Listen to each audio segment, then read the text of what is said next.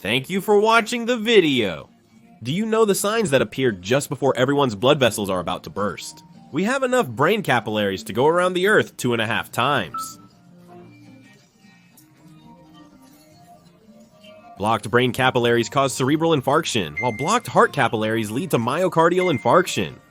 And if the small blood vessels in the legs are blocked, it's peripheral artery disease.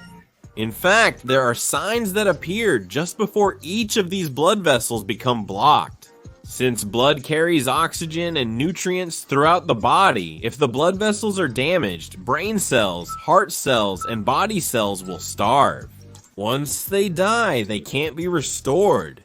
Life-threatening conditions like cerebral and myocardial infarction are possible. Survival may not guarantee a return to previous health. Early detection allows for surgery, stent insertion, and blood-thinning medication to potentially prevent future diseases. I have years of experience diagnosing arteriosclerosis, myocardial infarction, and cerebral infarction. I would like to explain it simply and easily from the standpoint of an active doctor.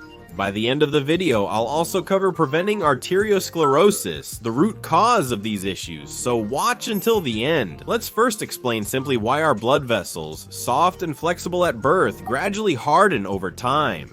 I will explain why arteriosclerosis progresses. If you want to hear about the symptoms before the blood vessels harden, please skip the video. The cause of the blood vessels hardening is arteriosclerosis, and the famous causes of arteriosclerosis are high blood pressure, diabetes, and high cholesterol abnormalities. In addition, tobacco is mentioned as another cause. For example, if you have high blood pressure, the pressure of the blood flowing through the vessels increases. Please think of it as using a hose to flow liquid from a faucet. If the water pressure is high, the hose will become bloated, right? If the water pressure is low, the hose remains flexible. Similarly, if the pressure inside the blood vessels is high, the blood vessels become bloated. It is thought that arteriosclerosis begins when the blood vessels are damaged due to high pressure. So how about diabetes? Diabetes means that there is a lot of glucose in the blood. Isn't it likely that the walls of the blood vessels will be damaged if there is a lot of sugar floating in it, considering sugar has rough texture? This is just an example, but the increase in blood glucose in the blood vessels can cause damage. It is said that the endothelial cells that make up each blood vessel are damaged by active oxygen. And finally, it is a lipid abnormality. Lipid abnormality means that cholesterol is high. The biggest problem with lipid abnormalities is that bad cholesterol is high.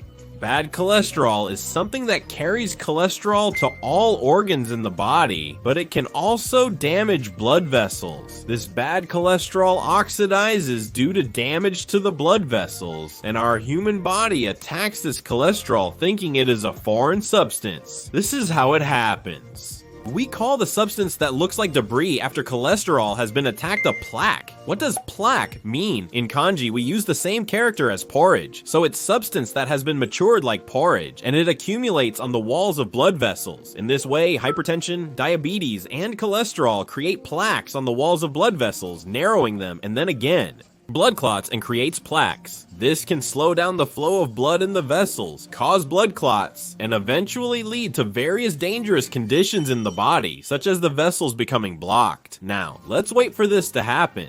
We will introduce the signs that appear just before the blood vessels in the brain, heart, and legs are damaged by arteriosclerosis. What do you call it when the blood vessels that nourish the brain are damaged? It's a cerebral infarction. The brain is the command center of our body. If the brain is damaged, we may not be able to breathe, our bodies may become difficult to move, and various symptoms may appear. To save lives and to prevent any after effects. There is a golden time for cerebral infarction, 4.5 hours from the onset of symptoms. If it's within that time frame, we can use a drug to dissolve the blood clot in the brain, which can significantly increase the survival rate and reduce the possibility of after effects, such as numbness in the body. There is data to support this, so it's crucial to see a doctor immediately after symptoms appear. Let me explain further. If you have any of the 5 symptoms, please consider seeing a doctor at a hospital. The first symptom of a cerebral infarction is that you can't put strength into your limbs. The brain controls the body's movements, so if the cells in that part die, you can't put strength into your limbs. Specific symptoms include not being able to use chopsticks properly when eating, or stumbling while walking straight. The characteristic is that it happens to only one side of the body. Please be aware that this symptom can lead to more severe symptoms of cerebral infarction. The second is abnormal sensation. All sensations such as warmth, cold, and pain are perceived in the brain through nerves. When a cerebral infarction occurs, you can't feel warmth or cold, which can lead to burns or abnormal sensations and pain in the body, especially when these symptoms occur in only half part of your body. You need to be careful. The third is the inability to walk in a straight line. This is also called heat stroke, but what is it? Even if you don't drink alcohol, if you can't spin the dreidel, if it's hard to hear words, if it's hard to take a firm grip, if you or someone around you has such symptoms, there may be a possibility of cerebral infarction. Especially it's hard to make a sound like pataka. So if you make someone try to pronounce pataka several times and they can't speak well, it may be a symptom of cerebral infarction. The fourth is abnormality of the eyes. Moving your eyes. When the nerves are damaged, the focus of objects may not match. Things may look double. When we see from our eyes, the image is projected to the back of the brain, and it is emitted, but if this part is damaged, half of the field of view may not be visible. Such symptoms may occur. It is often difficult to be aware of this by yourself, so please make yourself try to notice the person on your right. Or you can doubt the disease when the people around you deliberately turn to the right to see the object at right side, trying to set focus. If you find these symptoms, it's possible people are starting to lose half their field of vision. The fifth symptom is dizziness. In our brains, there is actually a tiny brain and other organs at the bottom. This cerebellum is actually the organ where nerve cells are most densely packed among the nerve cells in the brain. What this cerebellum does is complex body movements, such as reaching out to take the soy sauce there, or moving, or walking straight, or moving the body smoothly, and so on. If this part is damaged, you may not be able to stand straight, get dizzy, feel sick, and vomit, and your walking may be staggered and shaky, and so on. If symptoms appear, there is a risk of cerebral infarction. This is a review up to this point. If the blood vessels in the brain are damaged, you may lose strength in your body, or you may not notice warmth or coldness. You may not be able to move your limbs, or you may lose them. You may experience eye abnormalities or dizziness. These are not symptoms of blood vessel damage, but strain. The same symptoms as before will appear. For just 5 minutes, you may lose strength in your body, or it may disappear for just 5 minutes. You may experience abnormalities in your eyes, and after about 30 minutes, those symptoms completely disappear, as if they never existed. In fact, it may indicate that your blood vessels are on the verge of rupturing like this. We call this disease a transient ischemic attack. This disease is characterized by a temporary blockage in the blood vessels, which then suddenly flies off and dissolves naturally, and the symptoms recover. You might think that if the blood clot dissolves, you can rest easy, and it's alright, but you absolutely cannot ignore these symptoms. Those who have had this are at high risk of having a stroke, so basically you should be hospitalized and monitored. There is a need to use medicine to thin the blood, so please do not let your blood vessels clog up. Let's recognize the signs beforehand and prevent future strokes. Next, I will introduce the signs just before the blood vessels in the heart clog up. The heart is a pump that sends blood throughout the body. If this is impaired, blood cannot circulate throughout the body, which can be fatal. The blood vessels also clog up in this myocardial infarction. Do you know that there are signs of illness beforehand? It's called angina. Angina is written as tight heart, which means a tight heart. In our hearts, there is something called the coronary artery that nourishes the heart itself. When plaque accumulates in this blood vessel and it becomes narrow, we call it angina. This nourishes the heart. When the blood flow in the coronary artery decreases to a quarter, symptoms of angina, where it tightens, appear. So what kind of signs appear just before the heart's blood vessels tighten? The first is the pain in the chest when you exercise. When we are usually sitting and compared to when we are exercising, the heart is always more strained because the whole body's muscles need energy. When this happens, the heart also needs more energy, so it is necessary to increase blood flow. However, in angina, the blood vessels become narrow and the heart muscle becomes malnourished, causing the heart to suffer. This can result in chest pain or discomfort, and about half of the people who develop myocardial infarction have experienced these symptoms a month or two before. How about that? I think you can understand that the sign just before the heart's blood vessels tighten is this angina. When climbing stairs or walking, the chest becomes particularly heavy and painful, and so on. Please always consider seeing a doctor when you have symptoms. The second symptom of angina is pain in shoulder and chin. It seems that the symptoms appear in shoulders and chin only when the chest blood vessels are narrow. For those who thought so, we medical practitioners are often deceived by these symptoms and may become so. This is called referred pain, where the blood vessels of the heart become narrow and the cells of the heart are oxygen deficient and there is not enough energy. The command is detected in the brain through the nerves, but the nerves of the shoulder and the chin also pass through the same pathway. So for the brain, it's hard to tell whether the pain is coming from the heart or the shoulder or the chin. It gets confused and can't understand, and that's what happens. Why does it happen that when the blood vessels of the heart become thin and are in a state of oxygen deficiency, it resonates in the shoulder? It's like there's pain there. It's better to go to the hospital for a diagnosis, but some people go to dentists because they confuse pain from the chin. However, even if you know this, you can think that this might be a heart problem. It's better. It may be possible to prevent future myocardial infarctions. The likelihood increases. The third symptom is shortness of breath or difficulty breathing, which should be easy to understand for those who have watched the video so far. This is because the heart cannot pump enough blood when you are exercising, not when you are sitting still. When you exercise, the heart have to work hard. If the blood vessels are narrow, the heart will be in a state of oxygen deficiency and energy shortage. The heart cannot work hard enough. When this happens, there is not enough blood flow to exchange oxygen and carbon dioxide with the muscles throughout the body, which can cause shortness of breath and fatigue. Symptoms such as suddenly being unable to do the exercise you used to do and becoming easily winded could be a sign of this. Heart blood vessels may narrow without showing signs until the last minute. To recap, the heart's blood vessels become narrower. The symptoms mentioned that suggest an impending blockage in the heart's blood vessels include heavy chest discomfort during exercise. I introduced chest pain, shoulder pain, chin pain, shortness of breath when exercising, and fatigue as symptoms. With that, we come to the end. Not only in the brain, not only in the heart, but also in the legs. I will introduce the signs of an impending blockage in the legs' blood vessels, for those who wonder why I start to talk about legs suddenly.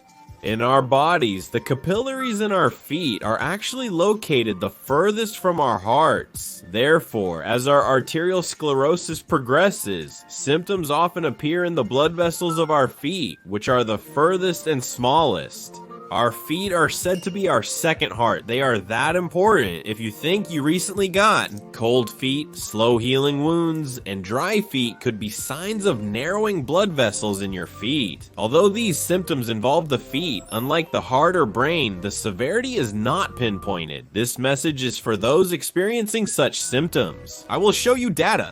There is data that the 5-year survival rate of those with occlusive arterial disease, where the arteries in the legs are progressing, is lower than that of those with colorectal cancer or breast cancer. In other words, there is such a thing as a lower survival rate over 5 years than colorectal cancer or breast cancer.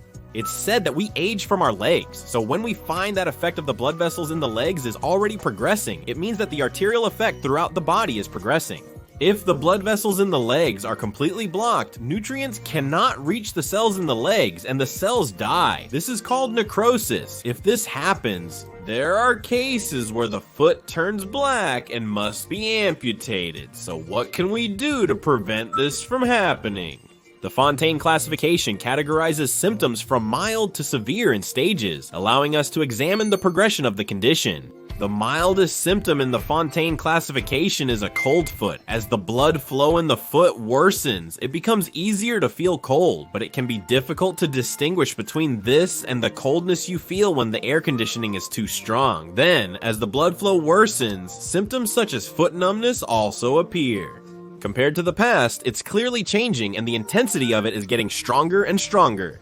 If something seems off, it could be a sign that arteriosclerosis is progressing, so please consider visiting a hospital or an internal medicine department. Again, people with diabetes often have nerve damage in their feet and may not feel pain. If you are one of them, you may not notice the disease until it becomes severe, so please check your feet using the method I'm about to explain. Use your hands to gently touch your feet from the toes upwards. Compare the warmth of both feet. If one foot is unusually cold, it could be a sign of arteriosclerosis. The second stage symptom is called intermittent claudication. It's a difficult name, but it's simple. Your legs get tired as you walk, so you have to rest frequently. Walking requires the use of leg muscles, which need a lot of oxygen and nutrients. If you have arteriosclerosis, nutrients cannot be transported efficiently, so when you walk, you run out of nutrients and symptoms appear. The feeling of numbness and pain varies from person to person, but after about 5 minutes of walking, numbness and pain start to appear. If you rest for about 10 minutes, it gets better. Many people experience this.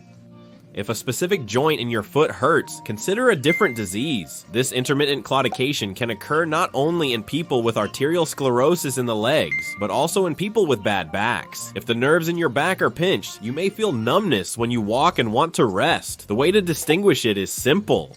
When you are moving in a forward-leaning posture, such as riding a bicycle or pushing a shopping cart, symptoms may not appear. It seems to come from the lower back. The possibility of neurogenic claudication is high. The reason is that when you lean forward like this, space is created for the nerves in your back, and symptoms often ease. It may be a bit troublesome, but if you go to the hospital for a diagnosis and examination, it will be easy to understand, so please consider getting a diagnosis. Then, let's check the blood flow in your legs. Let me introduce you to a self-check. Please look at this picture. There is an artery running in the foot called the pedal artery, and you can feel it by touching it. You can check for blood flow in your foot. If you can't feel it, you may have progressing arteriosclerosis. You can touch the area to check. The method is simple. Please follow the bone of your big toe upwards as shown in this picture. A little further from there, towards the side of your foot, try placing 2 fingers. That's where you can feel the pulse of the artery. A throbbing sensation indicates maintained blood flow in the foot. It can be difficult to detect if you're inexperienced, so not feeling it doesn't always signal a problem. The posterior tibial artery is another, more easily palpable artery. See the provided picture for reference. Please try touching a little behind the inner ankle. This is also a place where you can feel the throbbing of the artery. So if you can't feel this artery, it might mean that the arterial effect in your foot is progressing, or it might not. People with strong swelling in this part or those who are overweight may find it difficult to touch, so please get into the habit of touching it regularly. When you think of it from day to day, try touching this artery and see if it's not getting harder to feel, and so on. Early detection of abnormalities is crucial. The third degree of severity of arterial function in the leg is when it hurts, even when you're quiet, like this. The characteristic of this pain is that you don't feel pain when you're living normally during the day, but symptoms are likely to appear when you lie down and raise your leg at night. The reason is simple. When you're awake during the day, your legs are down, so blood flow reaches your legs easily due to gravity. However, when you sleep and raise your leg, there's no help from gravity, so blood flow to the leg becomes difficult and symptoms are likely to appear. Therefore, even when sleeping, it's easier if you lower your leg somehow. If you have such symptoms, it's possible that the arterial function of the leg is progressing. When it's the second stage, symptoms appeared when you were walking and exercising, and your leg became deficient in nutrition. If the arterial function progresses further, symptoms will appear even when you're quiet. In short, you could say that your foot is in a state of oxygen deficiency all day long. If you leave this state as it is, it may be too late and you may have to cut off your foot. Please be careful. If you have these symptoms, you are already at the appropriate stage for treatment, so please consider visiting a hospital immediately. By the way, in terms of treatment, in most cases, internal medicine treatment such as taking medication is performed for the first and second stages, but if it has progressed to the third stage mentioned earlier, a bypass surgery is performed to bypass the part where the blood vessels in the leg have become narrow, or a stent is inserted. Treatment involves inserting a wire into the narrowed part of the leg's blood vessels and then expanding it by spreading a metal mesh. There may be cases where treatment is performed. Since it becomes a treatment that puts a burden on the body, it is important to detect it early before it progresses to that stage. So what kind of symptoms will appear when it progresses to the final stage, the 4th stage? That's where ulcers or necrosis occurs. It's a scary name, isn't it?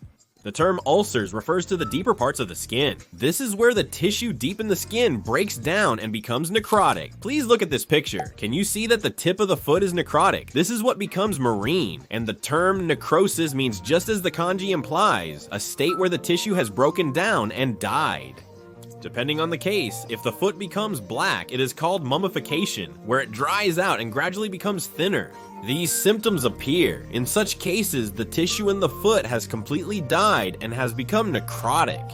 The part that has become necrotic can get infected with bacteria. There is also a possibility that it may need to be amputated. When it reaches the 3rd stage, you can often tell by the color of the foot. When the blood flow in the foot worsens, what color does it become? You might ask. Well, that's how it is. The redness of the blood disappears, so it turns white. Compare the left and right feet to see if one side has turned white. Check daily. Some toes are deep blue and even colder. If such a thing happens, please consider visiting a hospital. That's all for the review so far. Our blood vessels, known as arteries, are narrowed and strained due to arteriosclerosis, affecting all the vessels in our body. And the cause of this arteriosclerosis is high blood pressure or diabetes. And we explained that it could be due to high cholesterol, a metabolic disorder, or smoking. And we explained that the signs of blood vessels narrowing can be transient ischemic attacks in the brain, where you temporarily lose strength in your limbs, have numbness, difficulty of speaking, dizziness, eye abnormalities, or nausea. And the sign of the heart's blood vessels narrowing is angina, a condition that occurs when the blood flow to the heart's blood vessels is reduced to a quarter. We explained that symptoms such as feeling heavy in the chest when climbing stairs or walking, experiencing pain, shoulder or arm pain, shortness of breath when moving, and feeling tired can occur. Finally, we explained that the narrowing of the blood vessels in the legs can cause symptoms such as cold feet, pain in the legs when moving, and even pain in the legs when at rest. These are signs that the blood vessels in the legs are narrowing. We have introduced the signs of blood vessels narrowing, but first and foremost, preventing the narrowing of blood vessels is even more important. Prevent the blood vessels from narrowing. To prevent this, the focus should be on maintaining arterial health. It's the top priority. First, second, and third, such as high blood pressure, diabetes, and lipid disorders. We should be aware of these factors and work to keep our cholesterol levels in check. Exercising, maintaining a healthy diet, and taking necessary medication can greatly impact your well-being. At the YouTube University, they are exploring ways to lower high blood pressure without medication, as well as early symptoms of diabetes. Lowering cholesterol. There are many videos in YouTube explaining food, some by medical professionals and others by non-medical professionals. Among all the available information, there are misunderstandings. To clear up misunderstandings and promote healthy living, we at the YouTube University are responsible for explaining videos from the perspective of active doctors that can improve your health starting tomorrow. The videos are easy to understand, so please subscribe to the channel if you can, and don't miss new uploads. I would really appreciate it. In the comments, please share any symptoms you may have experienced with your brain or heart, and any diagnoses you received at the hospital. This information could benefit everyone. Also, please rate this video so we can improve future content. See you in the next video.